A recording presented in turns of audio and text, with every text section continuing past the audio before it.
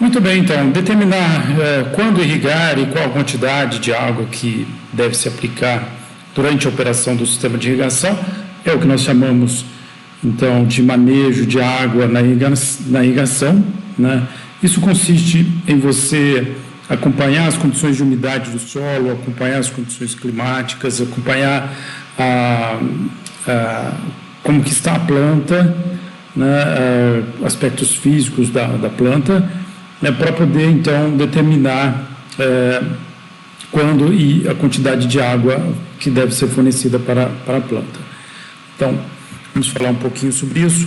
No projeto do sistema de irrigação, o sistema ele é dimensionado para uma situação mais crítica, né, para aquele período, né, de ciclo de vida da cultura, né? Então, você, com base em informações climáticas, né, e nas informações sobre o ciclo de vida da cultura, então você determina a situação mais crítica de consumo de água.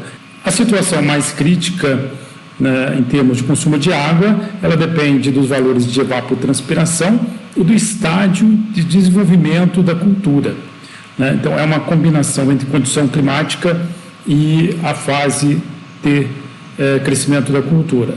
Então, se coincidir aquela fase de crescimento em que ela consome mais água, a fase de produção, né, da planta, com um período mais de maior evapotranspiração, então essa vai ser a situação mais crítica. Então, determina-se também durante o projeto uma quantidade de água necessária para as plantas, é o que nós chamamos de irrigação real necessária, a sigla IRN. Então, a quantidade de água a ser fornecida tem que ser menor ou igual a um determinado valor, a gente vai falar sobre isso já já. O intervalo entre as irrigações no projeto é definido como turno de rega, né? É o número de dias entre irrigações. Então, você vai determinar a cada quantos dias será feita a irrigação, uma vez a cada 5 dias, uma vez a cada 6, 7 dias, né? Depende de cada caso. Mas, na operação do sistema, as condições climáticas elas se alteram, né?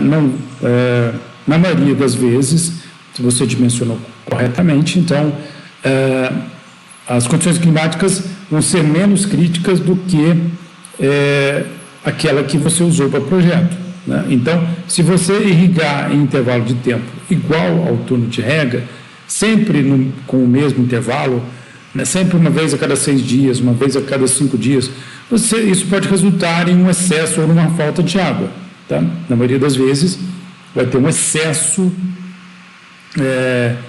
de água, porque foi dimensionado esse turno de rega para uma condição mais crítica que você teria que irrigar com mais frequência, né? Quando as condições não são tão críticas, você pode aumentar o tempo entre as irrigações. Então, é preciso acompanhar as condições das plantas e da umidade do solo, né, as condições climáticas também, para determinar quando e quanto de água deve se fornecer para as plantas. Existem alguns métodos para se fazer isso, fazer o manejo da irrigação, né? Vou citar 6 desses métodos aqui, mais conhecidos. Primeiro, a medição da deficiência de água na planta. Você pode medir algumas características da planta, a turgescência da planta, né, numa parte da planta, nas folhas ou parte do caule. Você pode medir a turgescência, que é, né, o teor de umidade, né, na planta, né? Então, se a planta está com as folhas firmes, isso quer dizer que ela está bem suprida ali de água. Se ela, né, começa a perder umidade, as folhas, por exemplo, tendem a ficar murchas. Então, é possível medir essa turgescência, então para saber o quanto de água que a planta, estimar a quantidade de água que ela tem ali disponível. Abertura estomatal é outra maneira, intensidade da transpiração vegetal. Existem atualmente alguns equipamentos que permitem fazer essa medição. Isso tem um problema que essa medida pode variar de planta para planta, dependendo do local que você mede na planta, isso também vai levar a variações, mas é um método bastante interessante de se utilizar. Sintomas de deficiência de água na planta, você pode identificar sintomas que são nítidos e que são práticos para definir se a planta está com deficiência de água, por exemplo, se a folha começa a enrolar, se a folha começa a murchar, se tem algum tipo de mudança na coloração. O problema desse método é que, quando isso acontece, muitas vezes a planta já está numa condição de muita falta de água e ela pode, então, reduzir bastante a sua produção. Então, uma alternativa é você colocar no meio da cultura que você está irrigando uma planta que seja mais sensível à deficiência de umidade, então ela vai murchar primeiro do que a cultura principal. Então, você coloca essas plantas como indicadoras do teor de umidade. Quando determinada planta que está ali no meio, ela começa, então, a apresentar sinais de deficiência, então você deve aplicar, porque a sua cultura principal está num ponto em que ela precisa de água. A medição do teor de umidade do solo, isso é a forma mais moderna de fazer o acompanhamento, né? Hoje você tem sensores de umidade do solo, que você pode instalar esses sensores dentro da área de cultivo, né? Em diferentes profundidades, inclusive, do solo, e aí quando a planta atingir o solo atingir um determinado teor de umidade, né, pré-estabelecido, né, então você pode acionar a irrigação e, a partir dessa medição, também você pode determinar o quanto de água tem que ser fornecido. Medição da tensão de água no solo é uma forma indireta de você medir a umidade do solo, muito conhecida, um método bastante empregado, né? Tanto com sensores de umidade como com tensiômetro, você pode automatizar o sistema, né? O tensiômetro ele mede a tensão de água no solo com a curva tensiométrica do solo. Você, então, tem condições de saber qual é o ponto correto, né, de tensão para fornecer água para a planta. É um método muito preciso, assim como o método do sensor de umidade. A determinação da evapotranspiração, isso tem sido agora bastante utilizado, esse método, né, com a maior disponibilidade de equipamentos para medir evapotranspiração. Então, você pode estimar a evapotranspiração, né, acompanhar o dia a dia, né, o quanto que está sendo evapotranspirado, para determinar, então, a perda de água do solo, e aí, então, você repor essa perda de água em um dado momento. E nós temos o turno de rega, que é, como eu disse, usado no projeto, né, que são intervalos constantes, mas durante a operação do sistema não é o método mais adequado. Existem outras maneiras, muitas vezes o irrigante, principalmente aqueles pequenos, eles têm um conhecimento da cultura, né, uma experiência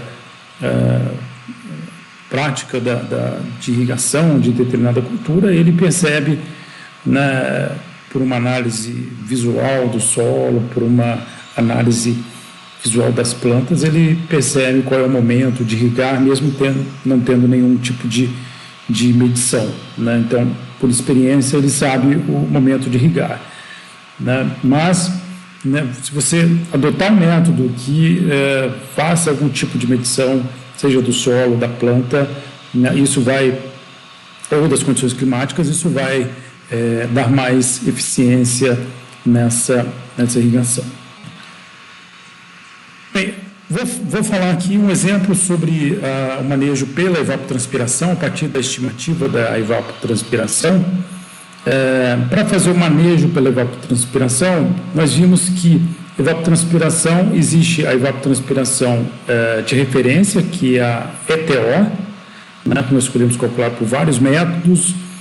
E então, com a ETO você multiplica pelo coeficiente da cultura, o KC, lembrando que o KC depende da fase da cultura, né? Ele começa baixo, depois ele aumenta durante o ciclo, durante a fase de produção, depois ele diminui o valor do KC. Então, multiplicando a ETO pelo coeficiente de cultura, o KC, você tem a evapotranspiração potencial da cultura, que é a ETPC. Então, a evapotranspiração potencial da cultura é a evapotranspiração para aquela cultura, para aquela fase de crescimento da cultura, né? E considerando que essa cultura tem água suficiente, água para que ela evapotranspire no seu potencial máximo. Então, essa é a evapotranspiração potencial da cultura. Mas, se a umidade no solo diminui, nós já vimos que com a redução da umidade no solo, a planta ela tem uma dificuldade, aumenta a dificuldade para a planta retirar a água do solo, né? Até que chega um ponto, inclusive, em que ela não consegue mais retirar a água do solo e murcha e morre, né? Então, a evapotranspiração real da cultura é aquela evapotranspiração que é menor do que a potencial, né? Ela depende das condições de umidade do solo. Então, nós podemos dizer que a evapotranspiração real da cultura é igual à evapotranspiração potencial da cultura vezes um coeficiente KS, né? Que é um coeficiente para as condições reais da cultura. Esse coeficiente KS vai variar de 0 a 1, assim como o coeficiente KC. Esse aqui é um gráfico que mostra a relação entre a evapotranspiração real da cultura e a evapotranspiração potencial da cultura, em função da água disponível no solo, aquilo que tem de água realmente disponível para a planta. Então, se você tem a disponibilidade de água, né, 100% para a planta, então o KS é igual a 1.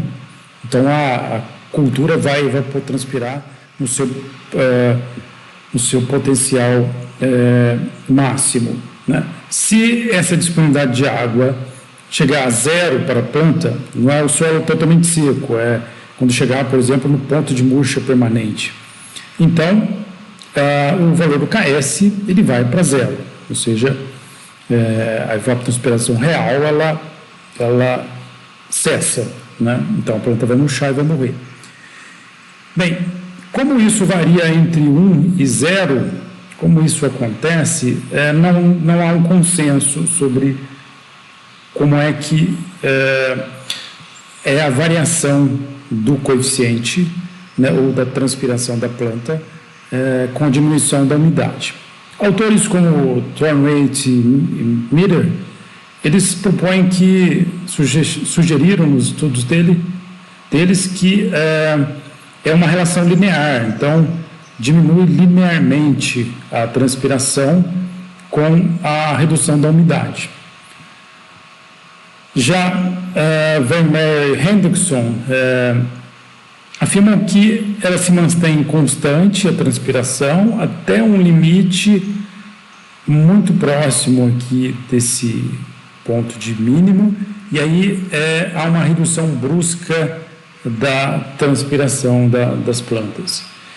E tem proposições intermediárias, como no caso do C aqui do Peirce, que ele propõe que é uma variação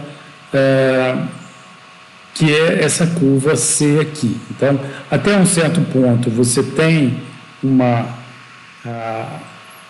mesmo com a redução da umidade, a planta continua evapotranspirando no seu máximo, mas a partir desse ponto ela começa lentamente a reduzir, e isso depois, essa redução se acelera quando chega muito próximo do ponto de murcha permanente. Então, a equação de Peirce, que é essa curva C, é essa equação aqui. Essa curva pode ser representada por essa equação, onde nós temos aqui o LA é a lâmina atual de água no solo, é o quanto de água tem disponível no dado momento, dividido pelo LN do CRA que é a capacidade real de água no solo. O CRA é o DTA, que é a disponibilidade total de água no solo, vezes a profundidade efetiva das raízes. Então, essa é a equação do KS, que é essa curva C aqui. Vamos ver um exemplo de como é que nós podemos usar essa informação para fazer o manejo de uma cultura. Considere, por exemplo, uma cultura de milho com os seguintes dados. Vamos considerar um período de análise de 20 dias, 1 a 20 de janeiro de um ano qualquer.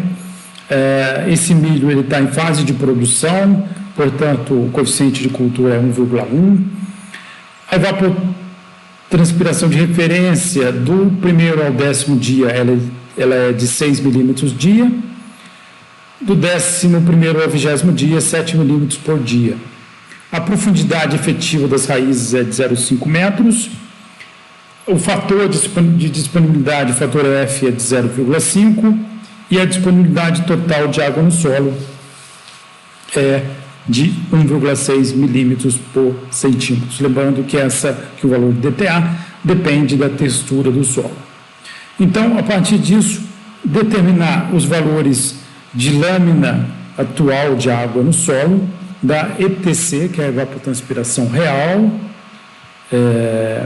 da cultura, né, ao longo desse período de 20 dias,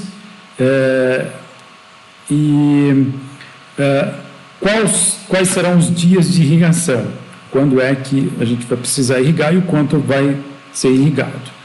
Né? Vamos considerar que essa cultura ela foi irrigada no início do primeiro dia. Vamos ver como a gente faz isso no Excel. Muito bem, estamos aqui no Excel, nós temos os dados que foram fornecidos, coeficiente da cultura, 1,1, evapotranspiração, profundidade das raízes, o F, que é o fator de disponibilidade, e o DTA. Muito bem, quais cálculos nós precisamos fazer aqui?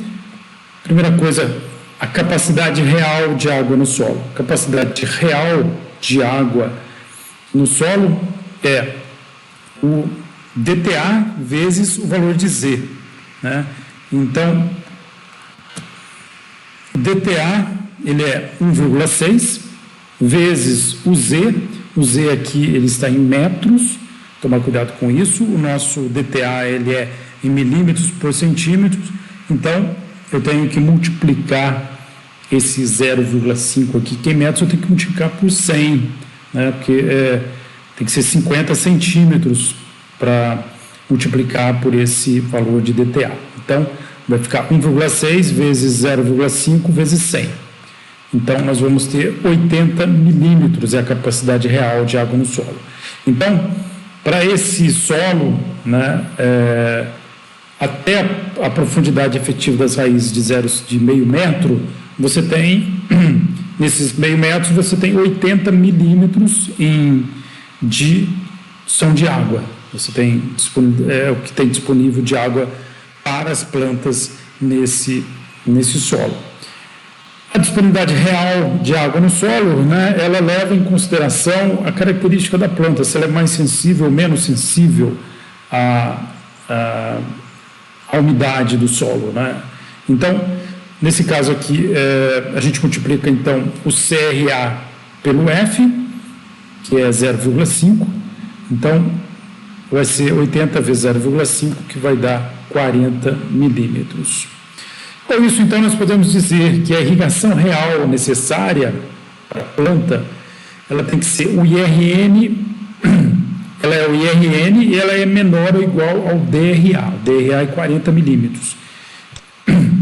Então, a quantidade de água que eu tenho que fornecer para a planta em uma determinada irrigação tem que ser menor ou igual a 40 milímetros, ou seja, eu não posso deixar faltar uma quantidade de água que seja maior do que 40 milímetros.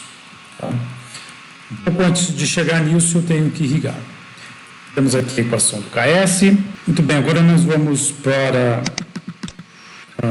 essa planilha aqui, que eu já deixei montada.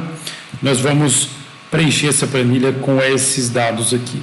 Lâmina de água atual no solo, ETO, ETPC, KS, a evapotranspiração real, IRN. E, bem, aqui nós temos que no primeiro dia, né, aqui os dias vai estar de 1 a 20 dias. No primeiro dia, foi irrigado essa cultura no primeiro dia, no início do primeiro dia. Se foi irrigado, portanto, a lâmina de água no solo, nesse dia, ela é igual a 80, ou seja, é igual ao próprio CRA, né, que é a capacidade real de água no solo até a profundidade das raízes.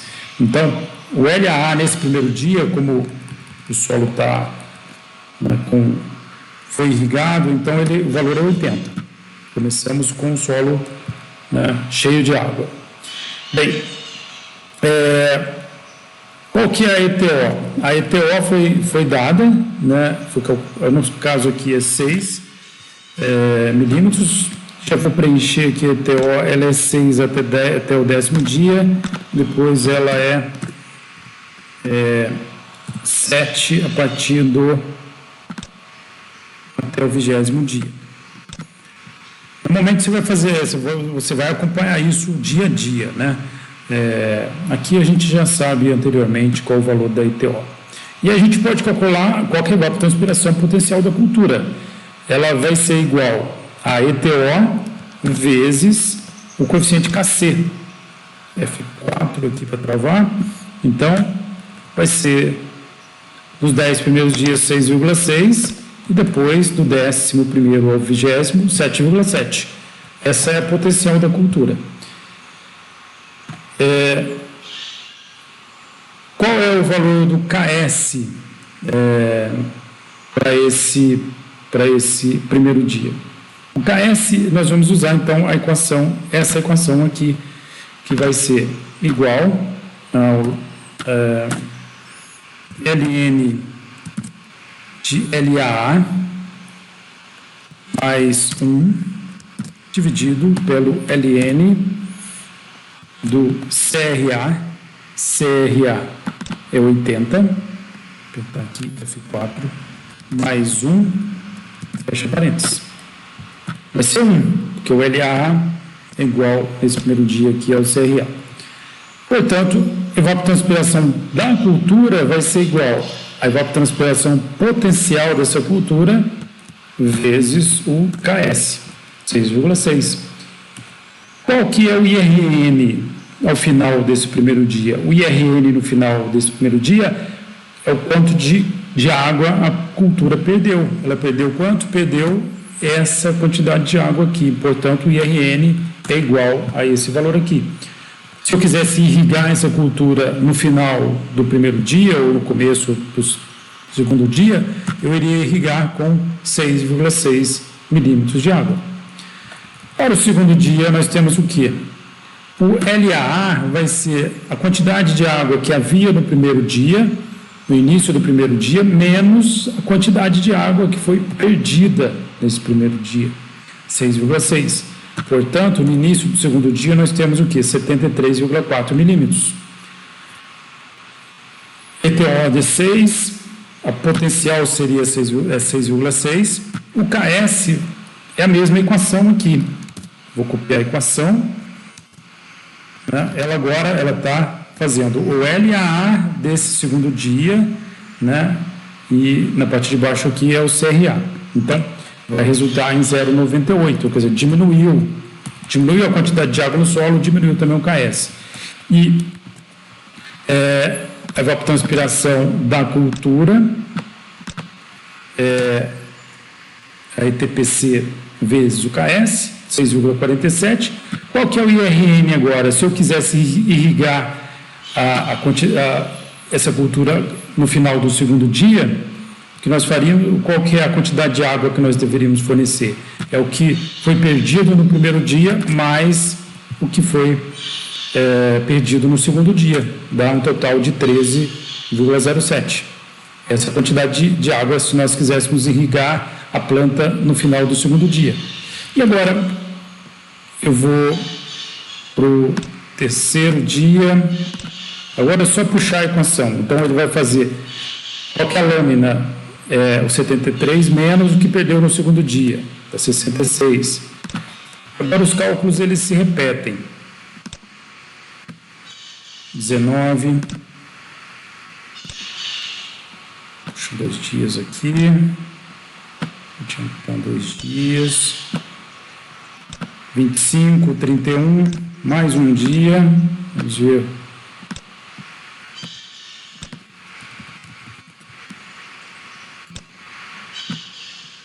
37,48. Bem, 37,48. Então, até aqui o sexto dia foram perdidos 37,48 milímetros de água no solo. Né? Se nós avançarmos mais um dia sem irrigar, o que vai acontecer é que o IRN aqui vai chegar em 43,15. Ou seja, o IRN está maior do que o DRA, que é a disponibilidade real de água no solo. Então, e nós adotamos como critério que a irrigação real necessária ela tem que ser menor ou igual ao DRA. Então, eu não posso chegar até o 7º dia sem fazer uma nova irrigação, porque senão eu vou ultrapassar o limite estabelecido. Portanto, ao chegar no 6º dia, no final do 6º dia, foi perdido 37,8. Então, nós vamos escrever aqui muito próximo do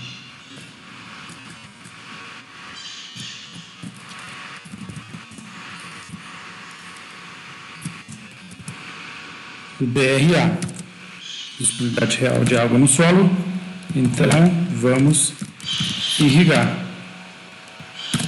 É preciso irrigar, ou seja, está muito próximo, então eu tenho que irrigar. Então, no final do 6º dia, é necessário fazer uma irrigação nessa cultura. E aí, irrigamos no final do 6º dia ou no início do 7º dia, e a lâmina de água no 7º dia, ela vai ser de quanto? Vai ser de 80, volta para 80, porque você forneceu água para o solo, ele voltou, agora ele está cheio de água de novo. Né? E aí, o valor do IRN ele zera, né? A partir do momento que você irriga, e aí, no 7º dia, estava com 80, perdeu 6,6 e então a gente volta a acumular. Então o IRN volta para 6,6. E aí nós vamos fazer de novo. Eu vou puxar agora isso aqui até o final, para facilitar, para ser mais rápido. Essa equação aqui ela tem que mudar, tem que ser igual a esse, mais esse.